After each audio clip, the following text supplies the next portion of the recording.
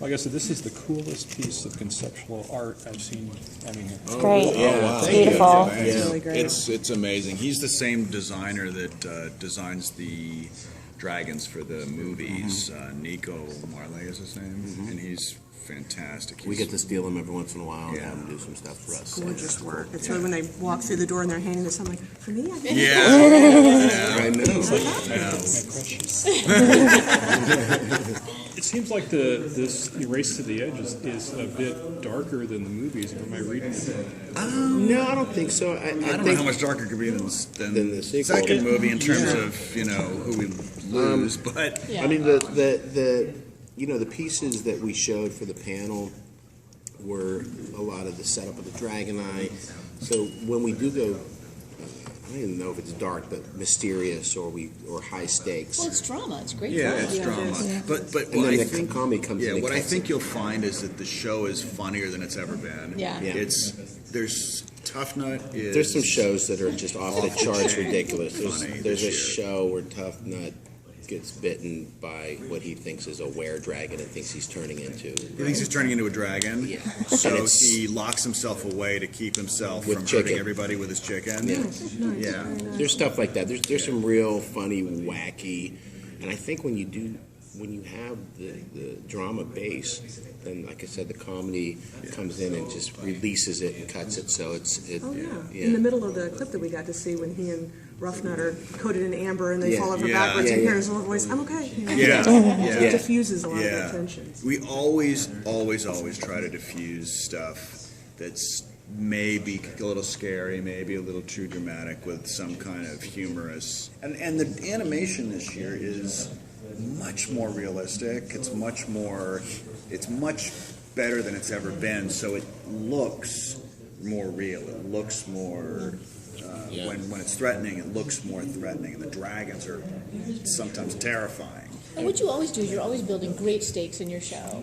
With that great stakes, that's what good drama comes from.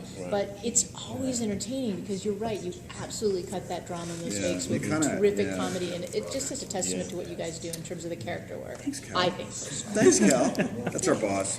Nice. I'm a little touched. You are? Well, I'm a linear fan, and that's why I'm glad to see the series, because I felt like there was an abrupt shift. I said, okay, you know, Asteroid and Hiccup are really, really close now. I mean, they were here, now they're here. What Right. happened? Yeah. What happened there? Well, that was the thing, is that what a blessing, or what an amazing honor it is for us to be able to bridge that gap. I mean, It's a great playground. it's a great playground. It's a great way to, just how did the flight suit come to be? How did the Dragon Blade come into being? How did Stoic find his dragon? How did Gobber get his How did dragon? Gobber get his dragon? Just us being able to make that up is just like the greatest thing ever. I mean, Yeah, it's the evolution of those characters and how you were able to sort of dive in and go with the equipment that is being used Yeah. and the different kinds of dragons that are coming up, and even setting up some amazing villains. Yeah, and we're setting building blocks towards Drago, obviously, but in between him, it all sort of steps down to him in this bad guy pyramid. But there are some great guys. I mean, Alfred Molina's joining the cast this year There's as a a character called villain. Vigo, and he's just Adelaide incredible. Kane is joining the cast this year. May Whitman is back as Heather. Yeah. So New and improved Heather New with and her own improved Heather dragon, with which her you own saw a little dragon. bit of in the clip, her dragon Windshear, and that whole story. And there's a whole storyline with Heather and Dagger that we get to explore, and it's fun. It's fun for us to be able to do it. Will there be any little tidbits that sort of point towards the second movie? Just kind Oh of yeah, a lot of we those. love, Oh, we yeah, love yeah, the Easter yeah, eggs. yeah. Just dropping them in. It's really fun for us. he'll say something like, Yeah. he'll be falling off of Tooth, so he'll say something like, I gotta find something so. if Gotta get this myself happens a pair of again, wings. I gotta get myself a pair of Yeah. wings in case this happens again. And of course, the first thing you see in the movie is Yeah. And we'll start to tease, eventually, because when the movie comes out, you have not only Hiccup and Astro, but you've got Snotlout and Fish Legs and Rough Nut. So we'll vying for Rough Nut. so we'll, by the time we get close to the end, all that stuff will have been set up. Prequel to the sequel, you guys call it. Yeah, Nice. yeah. So with the Netflix here, who are we targeting? Are we going It's back always- to targeting to the children I again? think it's always, the main focus is always kids. It's always, that's who we write for, that's what we do. And the cool thing about Dragons in the movies is that you have people grow up on it. So that's why you have older kids and adults who have seen the first one, seen the second one, watched the other show. If we can have the ability to have the kids and parents sit down together and watch the show together and enjoy it together, that's the home run right there. Well, and it's with kids. You think about the fantasy element, the adventure element, the fact that you've got young kids. But because, and I will say it once again, the testament to the writing on the show is that it's so universal. It's so a show that you can sit down with the family and enjoy as an adult. And there's something in it for the kids too. But it is sophisticated writing. I mean, absolutely 100%. And she would know. She would know. You would know. That's what I'm saying. What's been your favorite part of working on the show? Working with Kelly. Oh, you got it.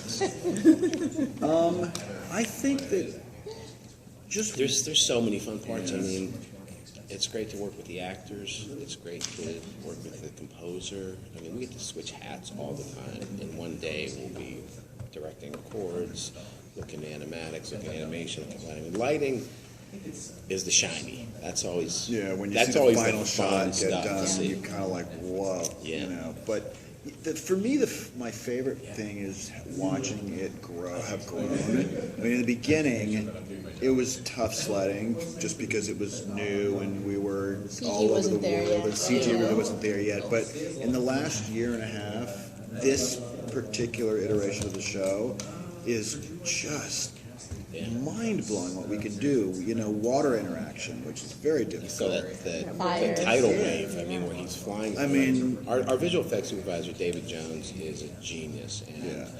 he keeps inventing things and systems and doing stuff that's never been done in animation and TV before. But it all starts with the writing, don't you think? I mean, I would Yeah. imagine that the fantasy element that you guys get to play in and the Yeah, stories that you it's get to create. awesome. That's gotta be like, Our job is to come up with stuff that pushes Yeah.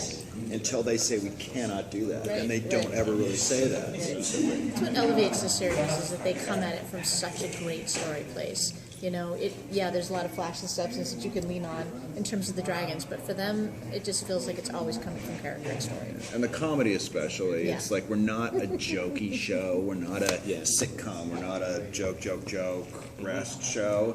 It comes from the lunacy and the insanity of the characters, especially when you've got guys like T.J. Miller. And, you know, it just...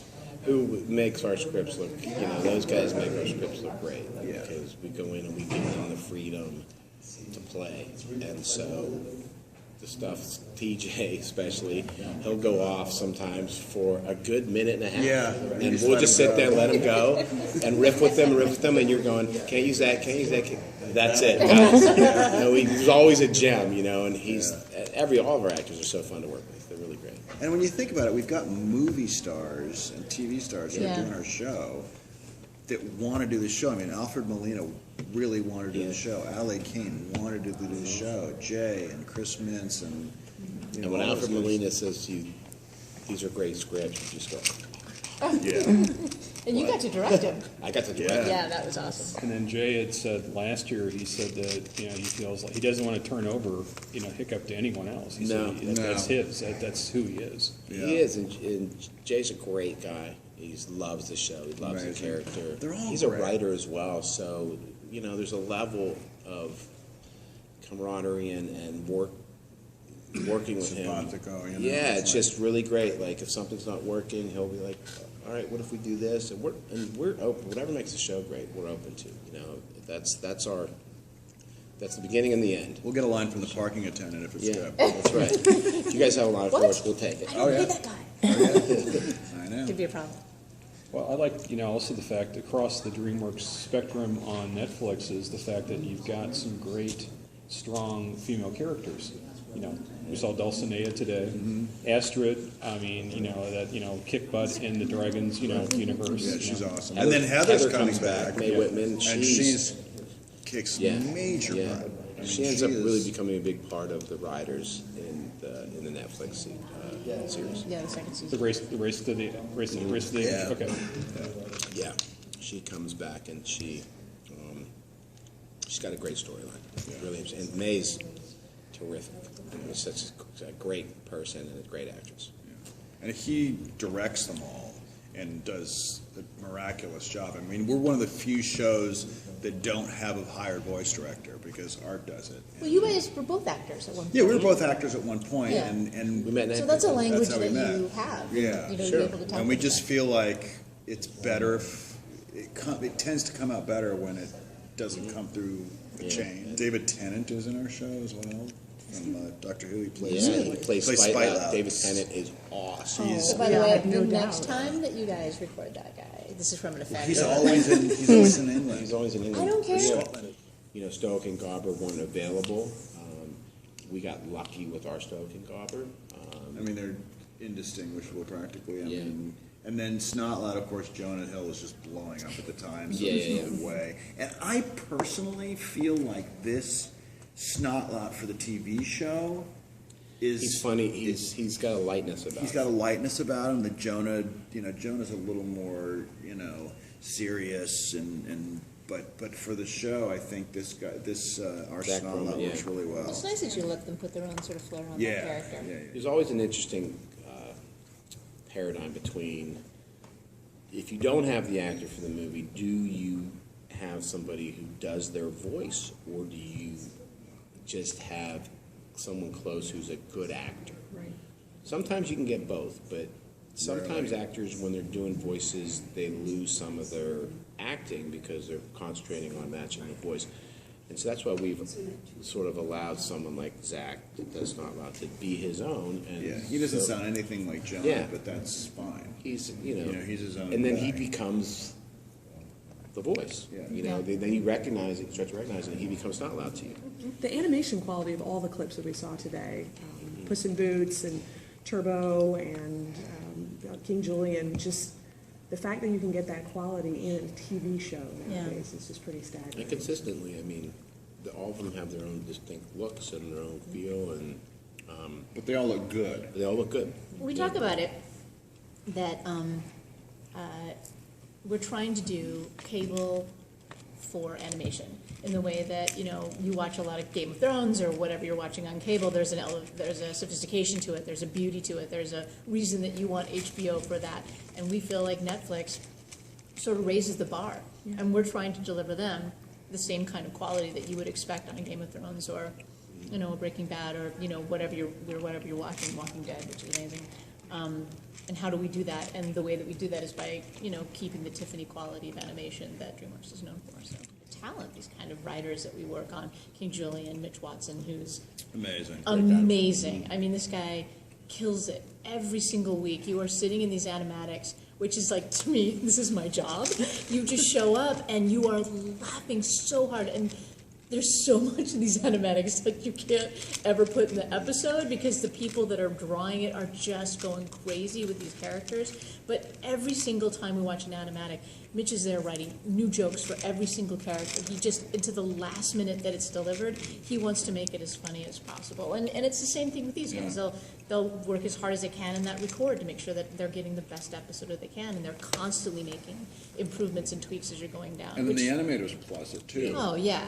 The overseas animators make it 20% better. I mean, it gets better and better and better as it goes along. Every the directors have their own take on it, obviously, and they plus it, and then It's the really great thing tough. about all the shows is like there's a kid entry point for any kid, any kid. There's so many different The archetypes are all there. for all the shows. So there's something for everybody, and then I mean, that really is the key to kids television, if you ask me, is But it's a respect finding- for your audience, which you have. Respect for your audience. That's Don't exactly right. assume Don't that they're talk down to dumb. them. Yeah. And then find a place for them to relate. Like, Yeah. what's the entry point?